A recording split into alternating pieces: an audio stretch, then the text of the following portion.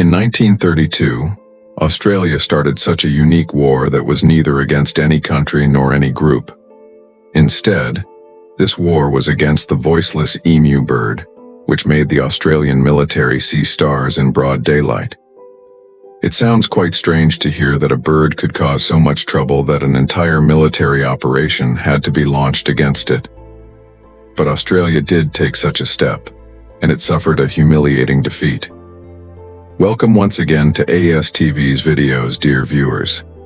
After World War I, the entire world was going through the Great Depression, and Australia was also caught in its grip. Farmers in Australia were not growing anything on their fields because, due to the difference in market demand and supply, they were getting very low prices for their crops, making it impossible for them to cover their expenses. If this situation continued, Australia would not have enough food for itself. To control this crisis, the Australian government forced farmers to start wheat production and promised them that the government would buy their wheat at good rates. The farmers agreed to these terms and began producing wheat. But when the crops were ready, the government went back on its promise and started offering lower rates. In protest, the farmers decided not to sell their wheat, which is why they didn't even harvest the crops. It wasn't that the Australian government didn't need wheat. They were blackmailing the farmers because they knew that if the farmers didn't sell the ripe crop to the government, it would eventually rot. But what the Australian government didn't know was that the coming disaster would be far worse than just rotten crops.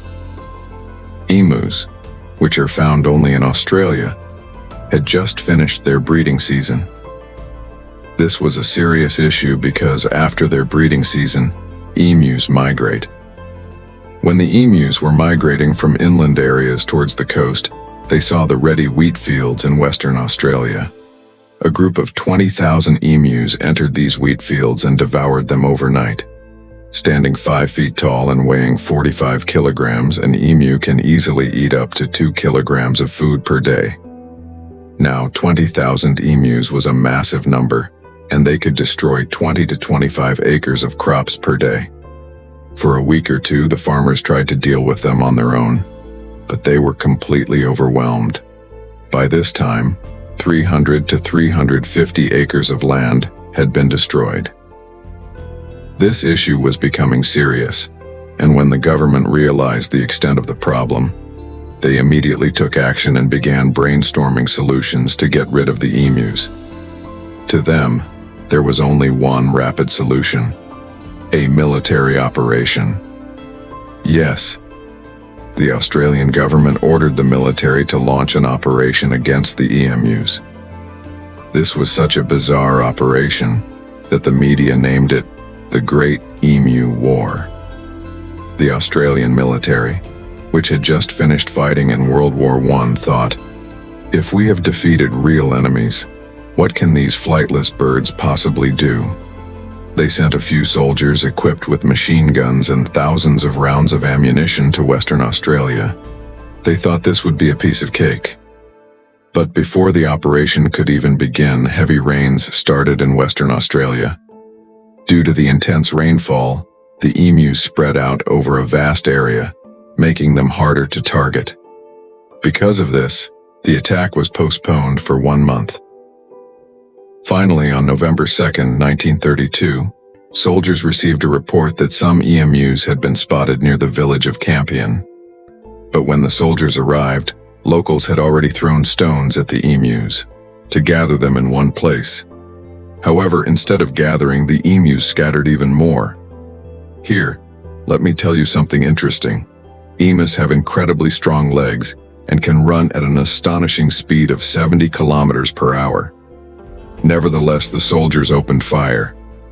In this attack, only 5 to 7 emus were killed, while the rest disappeared into the fields as if they had vanished into thin air. This was a total failure. Out of 20,000 emus, only 5 to 7 were killed, a humiliating defeat for the military. A few days later, the soldiers decided to change their strategy. This time, they would hide in the fields, wait for the emus to get close, and then open fire. Around 1,000 emus entered the fields, and when they got close enough, the soldiers started shooting. But fate was not on their side. After killing just 24 emus, the machine gun jammed.